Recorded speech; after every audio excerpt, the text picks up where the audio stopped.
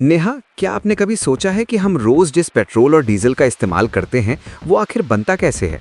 और क्या ये सच में खत्म होने वाला है या ये सिर्फ एक डर है? बिल्कुल आर्यन, और मुझे लगता है कि आज के समय में ये सवाल बहुत ज़रूरी हो गया है, क्योंकि पेट्रोल और डीजल सिर्फ गाड़ियों के लिए ही नहीं बल्कि पूरी दुनिया की अर्थव्यवस्था के लिए बहुत महत्वपूर्ण है। लेकिन इसके पीछे की सच्चाई क्या है, ये बहुत कम लोग जानते हैं। सबसे पहले समझते हैं कि पेट्रोल और डीजल आखिर आते कहाँ से हैं। ये दोनों पेट्रोलियम नाम के प्राकृतिक संसाधन से बनते हैं, जो जमीन के अंदर लाखों साल पुराने जीवों और पौधों के अवशेष से बना होता है। हाँ, और इसे फॉसिल फ्यूल भी कहा जाता है, क्योंकि ये जीवाश्म यानी पुराने जीवों से बना होता है। जब ये जीव मर जाते हैं और जमीन के अंदर दब जाते हैं तो लाखों सालों तक दबाव और गर्मी के कारण ये तेल में बदल जाते हैं। बिल्कुल, इस प्रक्रिया को फ्रैक्शनल डिस्टिलेशन कहा जाता है। इसमें पेट्रोल, डीजल, केरोसिन और अन्य चीजें अलग-अलग तापमान पर निकलती हैं। जब कच्चा तेल यानी क्रूड ऑयल जमीन से निकाला जाता है तो वो सीधे इस्तेमाल लायक नहीं होता। उसे रिफाइनरी में भेजा जाता है, जहां उसे अलग-अलग तापमान पर गर्म करके अलग-अलग पदार्थों में बांटा जाता है।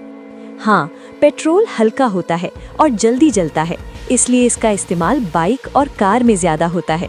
वहीं डीजल भारी होता है और धीरे जलता है, इसलिए इसका उपयोग ट्रक और बस में होता है। अब सवाल आता है कि पेट्रोल और डीजल में अंतर क्या है। लोग अक्सर सोचते हैं कि ये बस अलग-अलग नाम है, लेकिन असल में इनका उपयोग और गुण अलग होते हैं। देखिए, इसके पीछे कई कारण होते हैं, जैसे इंटरनेशनल मार्केट, सरकार के टैक्स और डिमांड सप्लाई का खेल। भारत जैसे देश जो तेल इंपोर्ट करते हैं, वहाँ कीमतें ज्यादा प्रभावित होती हैं। नेहा, एक सवाल जो हर आम इंसान के दिमाग में आता है, पेट्रोल और डीजल की कीमतें इतनी तेजी से क्यों बढ़ती हैं? बिल्कुल, और यही गैसें ग्लोबल वार्मिंग और प्रदूषण का मुख्य कारण बनती हैं। शहरों में बढ़ता स्मॉग इसी का परिणाम है। अब बात करते हैं सबसे महत्वपूर्ण मुद्दे की, पर्यावरण। पेट्रोल और डीजल जलने से कार्बन डाइऑक्साइड और अन्य हानिकारक गैसें निकलती हैं।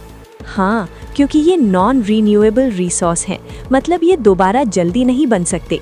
वैज्ञानिकों के अनुसार आने वाले कुछ दशकों में इनका भंडार कम हो सकता है। नेहा, क्या सच में पेट्रोल और डीजल एक दिन खत्म हो जाएंगे? इसी वजह से आजकल इलेक्ट्रिक गाड़ियों की बात हो रही है। क्या ये पेट्रोल और डीजल का विकल्प बन सकती हैं? बिल्कुल, इलेक्ट्रिक वाहन प्रदूषण कम करते हैं और भविष्य के लिए बेहतर विकल्प माने जा रहे हैं, लेकिन अभी भी इनके इंफ्रास्ट्रक्चर पर काम चल रहा है। भारत में पेट्रोल और डीजल की स्थिति कैसी है? भारत अपनी ज़रूरत का लगभग 80% तेल बाहर से मंगाता है, इसलिए यहाँ कीमतें ज़्यादा होती हैं और सरकार भी विकल्प ढूंढ रही है। तो दोस्तों, आज हमने जाना कि पेट्रोल और डीजल कैसे बनते हैं, इनके फायदे नुकसान क्या हैं और भविष्य में इनका क्या रोल रहेगा। और सबसे ज़रूरी बात, हमें इनका इस्तेमाल समझदारी से करना चाहिए, ताकि आने वाली पीढ़ियों के लिए भी संसाधन बच सकें।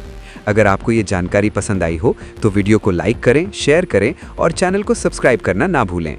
क्या आप पेट्रोल डीजल छोड़कर इलेक्ट्रिक वाहन अपनाने के लिए तैयार हैं? कमेंट में ज़रूर बताइए।